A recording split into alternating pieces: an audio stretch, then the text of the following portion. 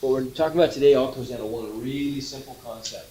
If I give you a function f of x equals x minus k times g of x.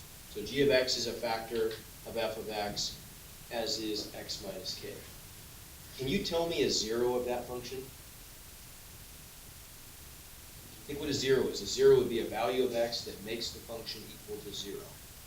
G of x equals 0. Well, I mean, okay, that would work, but that's not a value of x. You're telling me a value of a function. Can you just give me a single value of x that's guaranteed to make the function equal 0? 1. If I plug in 1 for x, f of 1 would equal 1 minus k times g of 1, right? Okay. 0. If I put 0 in, f of 0 would give me 0 minus k. Oh, positive k. Positive k would work, wouldn't it? If I plug in k, f of k, what would f of k equal? Let's write that down. So f of k would equal k minus k times g of k. Well, I don't know what g of k is. I don't know what g is, but I know what k minus k is. That's 0, right? And so that works. X equals k is a 0, and that leads us to the factor theorem, which we've actually mentioned before. According to the factor theorem, k is a 0 of f of x if and only if x minus k is a factor of f of x. So there's our super important connection. Really simple, but really important. So we know that if k is a 0, and I want to create a factor from that 0, all I have to do is subtract it from x, and I create the factor that goes with it. Now, usually we do that in the opposite direction, right? Usually we do things like we're going to start with a function, we're going to factor it down, and then we're going to figure out what the zeros are, right? Like, for example, what if I gave you the function, let's say we have f of x equals x cubed minus 3x squared minus 10x, and I want to find the zeros of that function.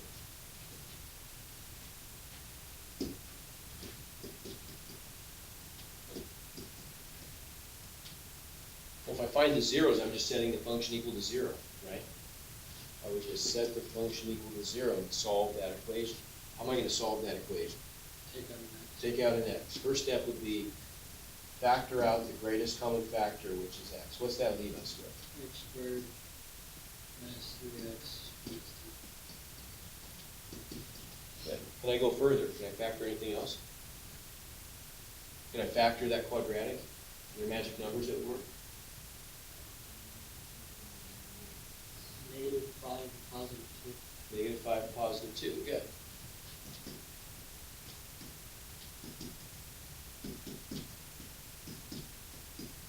So what are my zeros then? Negative 2. Well, I'm going to get, that one's pretty easy. I just get x equals 0, x equals 5, or x equals negative 2, right? Okay, no big deal. That's how we, 99% of the time, that's the kind of algebra that we do. We start with a function and we factor it to find its zeros. I'm asking you to do the opposite of that. Okay, I'm asking you to this time, let's start with some zeros and create the function. Well, how would that work? It's just Okay. Yeah, I'm just going to turn those zeros into factors. And the function is just going to be the product of those factors, right? Isn't that what the factored form of a function really is? We're just taking the function and breaking it up into a product of nice, easy factors, right? But wouldn't you agree if I were to take this factored form of the function and multiply it all out, I just go right back to where I started, right? Okay, so that's what we're doing here. We're just going to take each of these factors, each of these zeros, and turn them into factors. Well, what's the first one? If 2 is a 0, then what is a factor? Negative 2. X, meaning Subtract 2. x minus 2, good. If negative 5 is a 0, X then plus 5. x plus 5 is the factor that goes with that. The factor I would set equal to 0 to get that 0, right? And then this one would give me x minus 0, which is just x, right? Well, if I multiply all those things out, I could very easily do that, but if I do multiply all those things out, I already did the work in reverse. I'm just gonna get that, aren't I? Right? X cubed minus 3x squared minus 10x.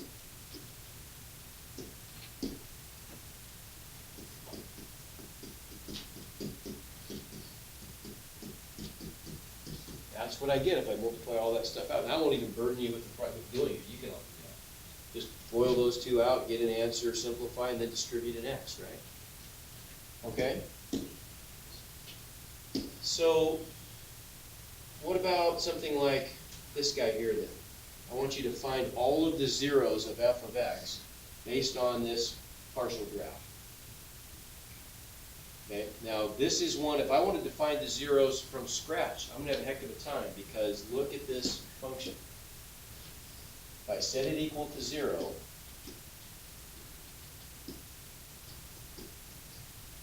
What do you, just say Well- zeros the other side? I'd have to factor that, wouldn't I? That's gonna be our new technique, that's gonna be grouping, but it's not gonna work. Because the ratio of the coefficients, 1 to negative 2 is different than negative 5 to 6. They're not in the same ratio, so factoring by grouping is guaranteed to fail, it's not gonna work. So there's no way for us to do this one unless I give you some additional clue, which I just did. That's important. How come? That's a zero. Okay, if 1 is an x-intercept, then that means that it's a real zero of the function. Which makes sense, doesn't it? Because if I input 1 into the function, what am I getting back? 0. That's what an ordered pair is. It's an x and y value, isn't it, right? This is my input value, that's my output value. That's the same thing as saying f of 1 equals 0, right? That's the x value I'm inputting, and that's the y value it's calculating, right? So we can see right there that that is a 0. So if 1 is a 0, then x minus 1 is a factor, guaranteed, right? So that allows us to do lots of things. Then that means I could take my original function, and I know that I could write it as x minus 1 is one factor times something else that I don't know yet. Okay, but I do know it's going to be quadratic, because if I multiply x, if I distribute my x through this other function, I have to get an x cubed, don't I, if I multiply it out? So that's got to have an x squared as its biggest power of x. So it's quadratic. I know that, not that I have to, but just interesting to know that we can't tell. So if I want to solve for what this other part is, though, because I know that one factor of f of x is x minus 1, I want to find out what the other one is. What would I do to solve for q of x then? Okay, meaning divide both sides by that, right? Isn't that what I would do? Now, if I were doing a really simple problem with numbers, like what if I had something like this? What if I knew that 12 equals 3 times x, and I want to know what x is? That's just like this problem, only at a much simpler level, right? What would I do here to solve for x? Divide by 3, right? Because I know 3 is a factor of 12, and so is this other unknown that I'm trying to find, right? So the same thing here then. I'm going to divide each side by x minus 1, right? And that's going to give me q of x, and I know I'm going to get 0 remainder because of this. The value of the function at 1 is 0, right? 1 is a 0, which means it has no remainder. It divides in evenly, right? X minus 1 is a factor. So it divides in with no leftovers. That's what it means to be a factor. Then all I would have to do to find q of x, oh, what did I just do? That's major league. Line there. So then all I would have to do to find the other factor, call it q of x, is just do that division problem synthetically, right? Because I've got an x minus 1 on the bottom. So I put the 0 of the bottom, which we started off knowing, that's 1, right? Put that outside. I put the coefficients of the function that I'm dividing into, so the numerator, top of my synthetic bracket. If I do all the synthetic division, you've done that a bunch of times, I know I have to get 0 in the remainder box, which I do, and I end up getting the coefficients outside of the remainder box, 1, negative 1, and negative 6. So that's my constant, coefficient of x squared. So I know what it is. q of x, this other factor, is x squared minus x minus 6. That helps us. So now we can write our original function, this cubic function. We know it's going to be the product of x minus 1 times x squared minus x minus 6, right? So we can jump down, really the stuff up here, we can probably just jump right to this step right here, can't we? That's what we just said, right? This is the factor we're given. We divided the original function by x minus 1, and we found the other factor. So now all I've got to do is break down this other factor if I can, because I'm trying to find all of the zeros of this function. I've got the function broken into two factors, and here's where you have to kind of math. I mean, have you gotten a sense here this year? This is like, I get that you've never really done any real math until you get to this class. It's always been just sort of preparation for this class, and now you can't just always plug and chug. You got to do some thinking about these things. It becomes much more of a process, right, the further you go in math. One of the things you got to be thinking about strategically when you're solving algebra problems is, if I'm solving equations by factoring, the whole point is I want to find the solutions. I want to find the zeros, right? The further I factor the function, the easier it's going to be for me to, the easier the equations are I get when I apply the zero product property. I get more simpler equations.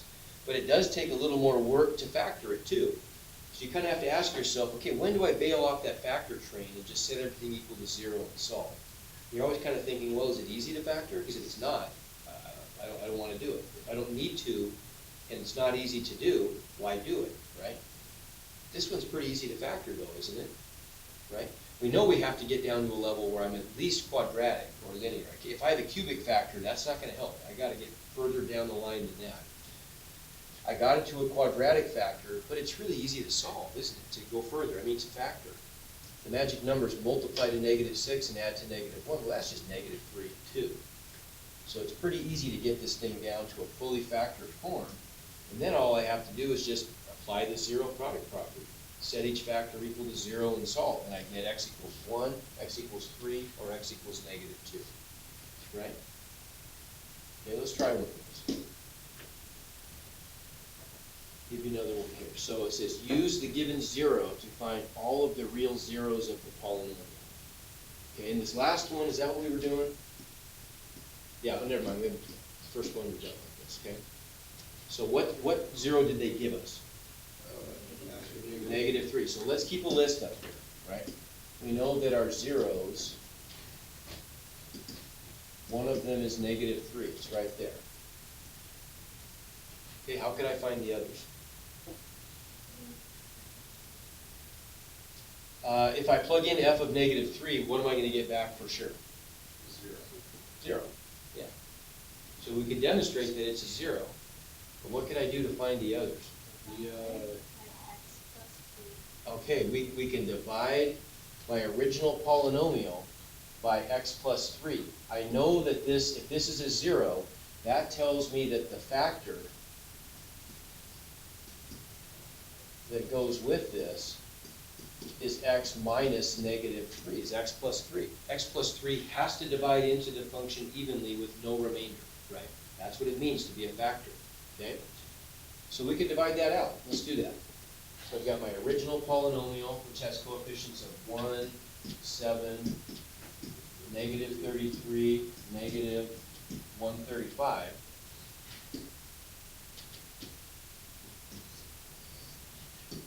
What has to go in the remainder box? 0, right? For sure, it's a 0. And then out front, we've got -3 is the 0, right? So if we divide this thing out, I bring down the 1. 1 times -3 is -3. I add with synthetic division. So I'm going to get a 4 times -3 is -12, and I add. -45 times -3 is positive 135, and sure enough it adds to 0. So what's that tell me then? That tells me that my f of x function, this function up here, I can write as, in factored form, as x minus -3, so x plus 3 times what? Okay, now, you, times x squared plus 4x minus 45. Remember, this is, as we move to the left of the remainder box, we get the constant, coefficient of x squared, right? So I get x squared plus 4x minus 45, and I'm trying to find the zeros of this thing, right? Which are, 9 and 5. And that would maybe, I mean, we still have to factor it further. We could use the quadratic formula, but we don't want to do that. We want to factor this a little bit more. It's easy to do. What are the magic numbers here? 9 and, -5. So plus 9, x minus 5.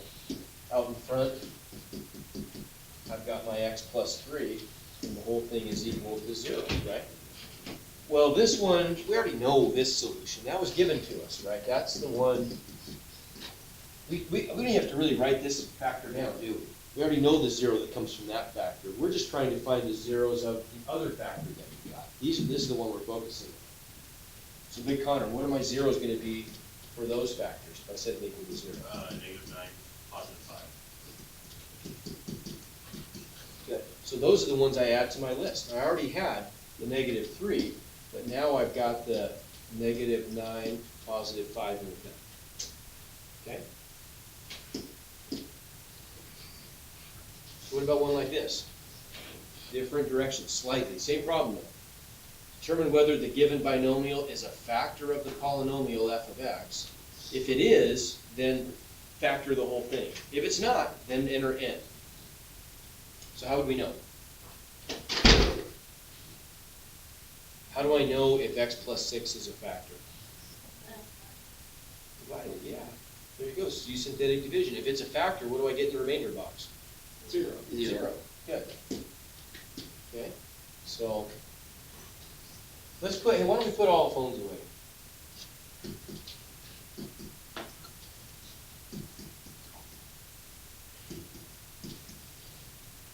So we just need to know if we get 0 in the remainder box.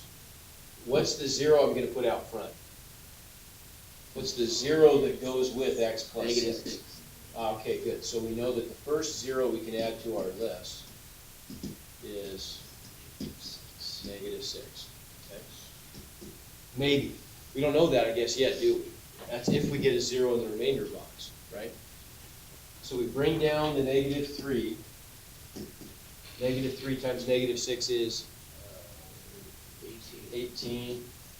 I add, so was that 21? -21? Times -6 is, what's that gonna be? 126, right? And then I add those up and I get -36. -36 times -6 is positive 216. What do you know? It works. Okay, so it is a factor. I want to find the other factors though, right? So that tells me that f of x is equal to, I've got the factor x plus 6 times 3x squared minus 21, or negative 3x squared.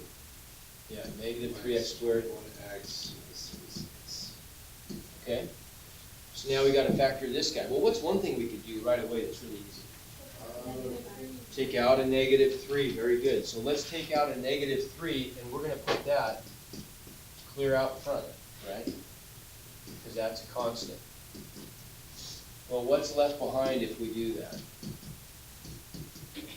X squared minus 7x minus. Plus 7x, good. Plus 12, okay. And we got, it tells us to write this in fully factored form, so can I go further with this? I can. There you go, plus 3, plus 4, and then I've already got these other factors out there. And so we've now got f of x written in fully factored form, right? It's as far as I can break it apart. If I multiply all those things back together, I'm getting that. Okay? Good. let's do one more of these, and that's probably good for the day. That's all I got for the day. So what about this one? I want to find all the complex zeros. Okay? Okay, so let's go ahead and divide this by x minus 7 synthetically. Okay, and if I'm keeping track of my zeros, first one I get is 7, right? There's 1 0, 7. So synthetically, we've got our function up here. Coefficients 8, negative 56, what's next? 27. No, Negative 0, there you go. So I'm missing an x squared, right? Oh, Negative 27, 189. What has to go in the remainder box? 0. 0, okay? We're putting in our value, our 0 is 7, and what do we get? I bring down the 8, 56, hey, those add to 0, that's nice. 0 times 7 is 0, those add to 0, 0 times 7 is 0, so negative 27, and sure enough, I get negative 189, okay? So then, we know that we already got the 0, 7, we need to find the zeros of this part now, don't we, right? So we want to set, that's going to be my constant coefficient of x, x squared, x cubed. So now we're just setting 8x cubed minus 27 equal to 0 and solving, right?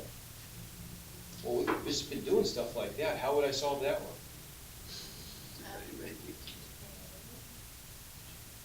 You can point to a symbol. Well, if I want to find all the complex zeros on this one, I can't just isolate x. I've got a two-term polynomial. What's my strategy? In this case, we want to do probably a cubed minus b cubed, right? Okay. So then, can we get this thing to look like a cubed minus b cubed? Well, what's my a going to be? 2x. What's my b going to be? 3. Okay, we'll just follow our pattern. A cubed minus b cubed is going to break up into a minus b times A squared minus Plus. no, AB plus ab. plus There you go. Right? And so what's that look like for us? So this is going to give us a is 2x minus b is 3 times a squared. That's a tricky one. What is it? 4x squared, Good. Plus ab. 6x. Yep. 2x times 3, right? 2x times 3, so I get 6x plus b squared. There we go, right? And so I'm going to get, now if I set those equal to 0 and solve, well, this one's pretty easy. If I set that equal to 0, what do I do to solve for x? Add 3 divided by 2. So I get x equals 3/2, right? That's good. Okay, what about here? This one's a little tougher. This one I got to use the quadratic formula. So I'm going to get x equals negative b plus or minus Squared, b squared 36 minus 4 times 36. It's 144. divided by 2. Divided by 2a, what's that going to be? 8. 8, okay. So that's going to give me negative 6/8 plus or minus the square root of negative 108 over 8. And let's look at that for a second. Square root of negative 108. What's that equal to? So if we make a little factor tree for 108, what's it break up into? What is it again? 9 times 12, there you go. So 12 times 9, 9 breaks up into A couple of 3's. couple of threes. Here I get, there you go. So we end up with, so I'm gonna get out of this, let's see, what color am I Probably use using? a couple of trees and a symbol. Use blue. Blue, okay. couple of twos, couple of threes, single three, right? So that's telling me then that the square root of negative 108 is gonna be outside, I'm gonna get 2 times 3 is 6. Inside, I'm gonna get a 3 and 5, right? So we end up with x.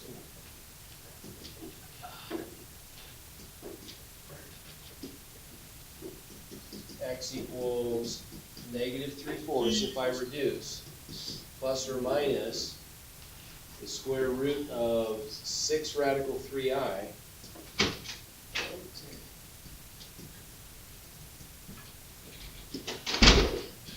And then I could do the same thing here, right? I could reduce the 6 and the 8 to 3 and 4. So I end up with my other solutions being x equals negative 3/4 plus or minus 3 radical 3 over 4i. So what are my zeros? Those two, one for the plus, one for the minus. Positive 3/2, or don't forget, 7. 7 was one we were given, okay? Make sense? Okay? That's pretty good.